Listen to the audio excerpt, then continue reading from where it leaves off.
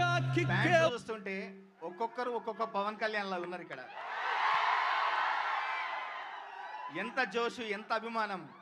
నిజంగా పాట ఎట్లా ఉంది, లిరిక్స్ ఎట్లా ఉన్నాయి. నేను ఇవాళ వచ్చేటప్పుడు 1ంటికి ట్విట్టర్లో పెట్టా, కోట మీద జెండాల నీలో పొగరే ఉండాలా, రెప్ప రెప్ప ఎగురుతుంటే రేపే రాదా ఇవ్వాలా అని. రాస్కోరా సాంబా, ఒక్కొక్క లైను ఒక్కొక్క తూట అని చెప్పా. నిజంగా నాకు గుండెలో ఒక తెలివని ఒక వెలితి ఉండేది. మన పవర్ స్టార్కి భీమ్లా నాయక్లో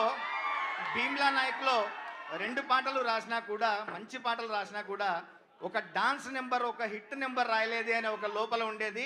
అది ఇప్పుడు తీరిపోయింది నాకు. ఇవాళ ట్విట్టర్లో పొరపాటున నా బర్త్డే అనుకొని ట్వీట్ చేశారు.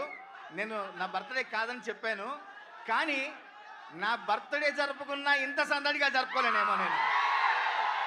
అంత సంబరంగా ఉంది. నా బర్త్డే కాకపోయినా నాకు ఒక కొత్త సంబరాన్ని, కొత్త జోష్ని ఇచ్చిన మీ అందరికీ ప్రత్యేకంగా ధన్యవాదాలు తెలియజేస్తూ, మా డిఎస్పి గారు ఈ పాట 2 రాత్రులు కూర్చొని తెల్లారి వరకు నిద్ర లేకుండా హరీష్ అన్న, డిఎస్పి గారు, నేను కూర్చొని ఈ పాట రాయడం జరిగింది. డిఎస్పి గారి బీట్స్ అదిరిపోయే మోత, అదిరిపోయే ట్యూను. డిఎస్పి గారు మీకు ప్రత్యేక ధన్యవాదాలు.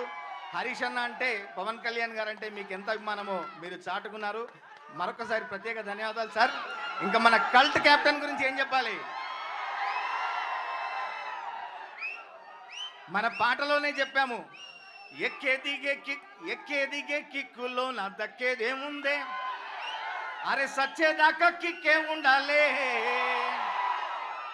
ఎక్కి తొక్కేటోళ్ళే ఉన్న తగ్గేదేముందే, అరే నెగ్గేదాకా తిక్కే ఉండాలే.